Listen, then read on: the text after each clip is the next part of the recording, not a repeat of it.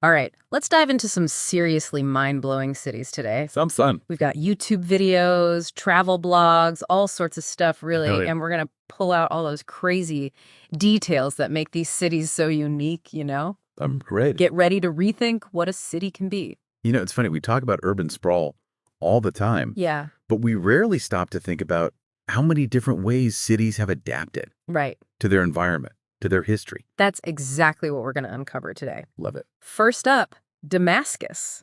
Okay. This place isn't just old. We're talking inhabited since like 10,000 to 8,000 BCE. Wow. That's before the pyramids, before Stonehenge. Just incredible. It's amazing how it's not just a museum, though. Right. Archaeologists are still making discoveries there, adding to what we know about history. It's like a living, breathing time capsule. Exactly. Can you imagine walking those streets, knowing people have walked that same path for like millennia? It would be amazing. Talk about touching history. Okay, now, from ancient history to a place that pushes human resilience to the limit. Let's hear it. Yakutsk, Russia. Get this, it's the coldest city on Earth. Oh, wow. You think you've experienced a cold day.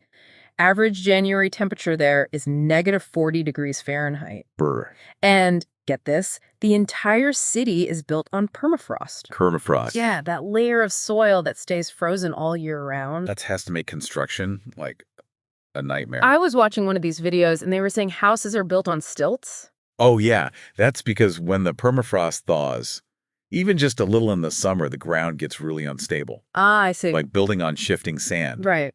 Another thing they do, most pipelines in Yakutsk are above ground Wait, why would they do that? because digging trenches in permafrost would create a giant swamp. Wow, so you've got these pipelines just crisscrossing the city above ground. Exactly. It's pretty wild. And that's not even all of it. What else? Think layers upon layers of clothing, heating garages, even special car covers. Oh, yeah, I saw. They call them Natasha blankets. It's to keep engines from freezing solid. That's some serious adaptation. For sure. Makes you appreciate a warm day, huh? Yeah. Okay, let's trade the frozen tundra for something a little more liquid. Venice. Ah, Venice. You can't talk about unique cities and not mention Venice. It's iconic. Canals, gondolas, beautiful architecture. It's built on water. Over 100 small islands connected by canals. Right. Just imagine the logistics of, like, getting groceries. We're taking out the trash. Right. And then there's the rising water levels. Oh, yeah. The Venetians have had to become masters of flood control. Yeah. They've got these things called Mohs barriers. Whoa. Mohs, yeah. These massive gates that lie on the seafloor. Okay. When the tide gets too high, they pump air into them and they rise up to block the water. That's incredible. What an idea. Yeah. Now, Venice isn't the only city on water. Let's go to Benin, Africa. Right. Fancy. This community takes water-based cities to a whole new level. What do you mean? The entire community lives on stilts above Lake Nkoe. Wow, the entire community. Everything. Homes, schools, shops, everything. That's amazing. Can you imagine growing up there? Kids learn to paddle before they walk. It would be a pretty unique childhood. For sure.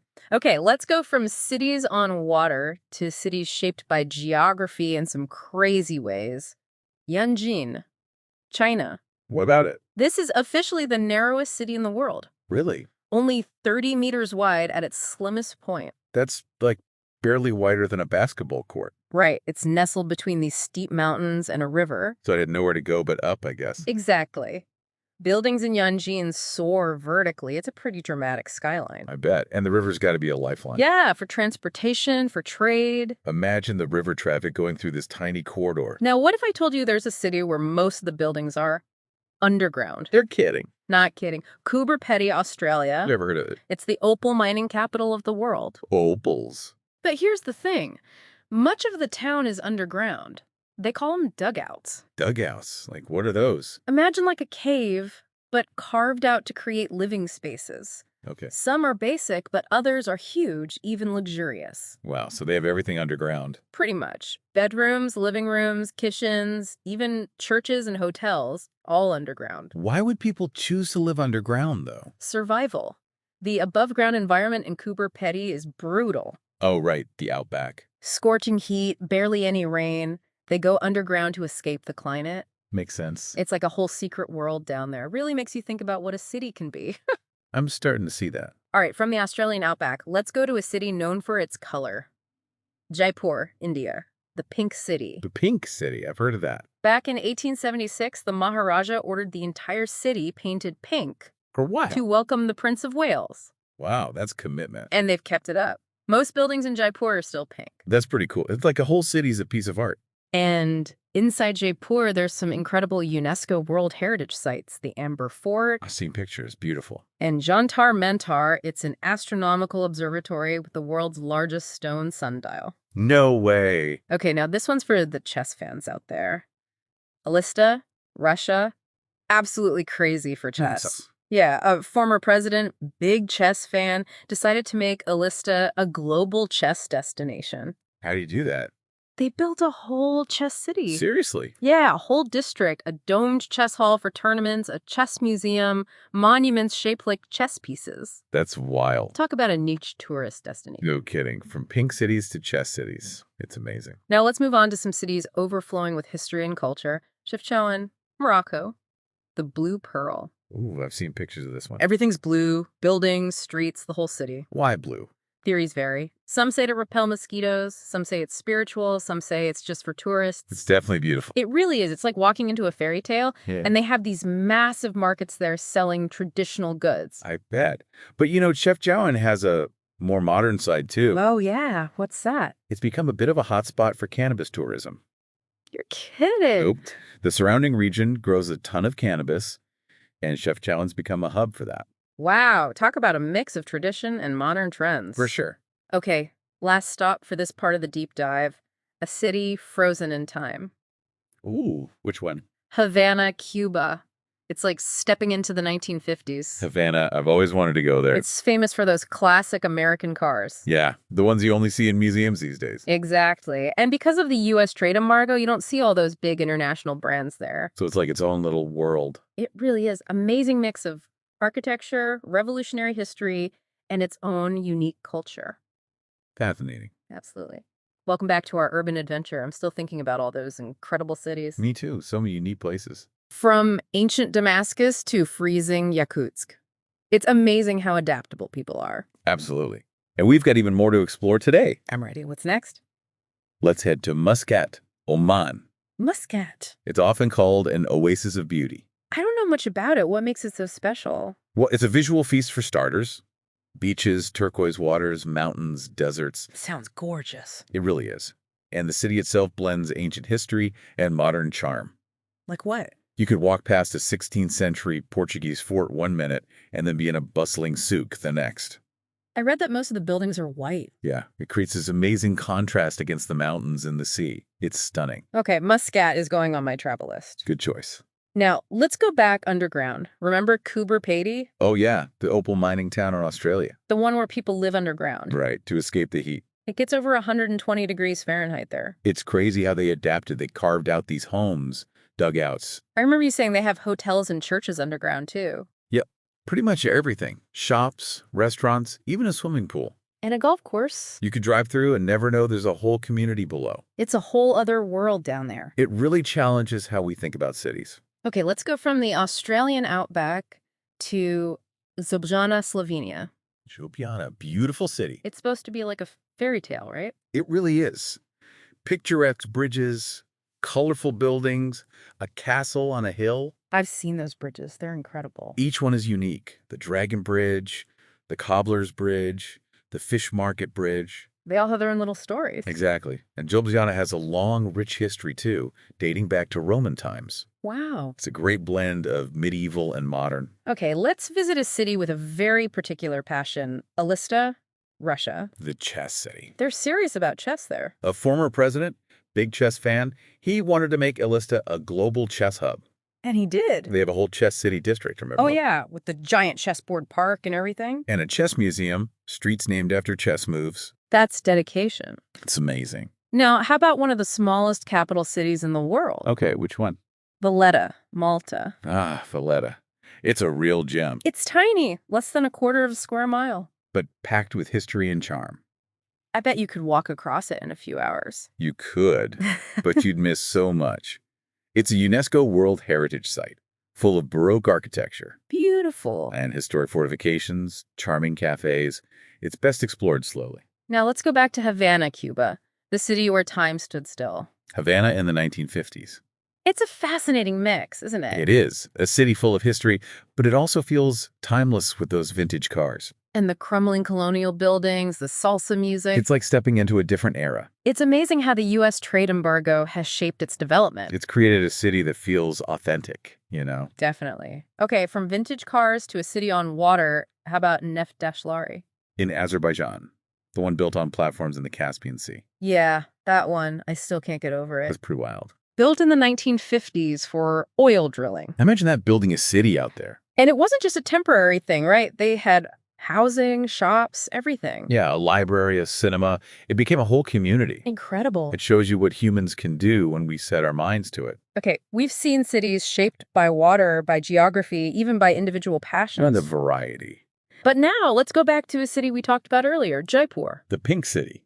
I love that they've kept up the tradition of painting the buildings pink. It's such a strong visual statement. And it makes the city so unique. Walking through those pink streets must be amazing. Imagine the Howell Mahal Palace, all pink. The bustling bazaars. It sounds like a sensory overload in a good way. Definitely. Okay, from pink to white.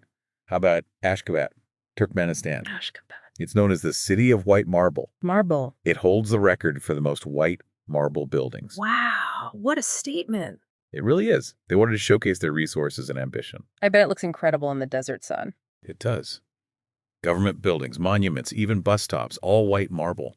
It's like a city from a dream.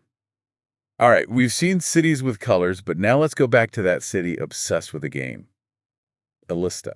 Ah, yes, the chess city. Their love for chess is on another level. It all goes back to that former president, Kirsan Ilyumzhinov. A true chess enthusiast. He wanted to make Elista a global chess center, and he did. Remember that chess city district? With the giant chessboard park, the chess museum, the street names. It's a chess lover's paradise. Okay, let's go from chess to history.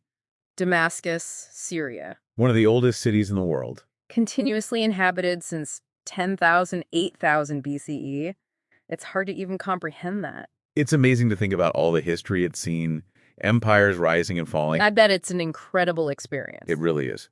And then there's the Umayyad Mosque, one of the oldest mosques in the world. Built on top of a Roman temple. Which was built on an even older Aramaean sanctuary. Layers upon layers of history. Okay, let's bundle up now. We're going to Yakutsk. Back to the coldest city. In Siberia. Temperatures can drop to -80 degrees Fahrenheit. Wow, that's hard to imagine. And remember, it's built on permafrost. Right, so the ground is always shifting. Building foundations have to be special, and most pipelines are above ground. Because digging trenches would mess up the permafrost. Exactly. It's a unique challenge. Talk about adapting to your environment. For sure. Okay, from the icy landscape of Yakutsk to a city on water, Venice. Ah, Venice. Magical. A city floating on water. Canals, bridges, beautiful architecture. It's so iconic. But it comes with challenges. Rising sea levels. They had to get creative with those Mosi barriers. Right.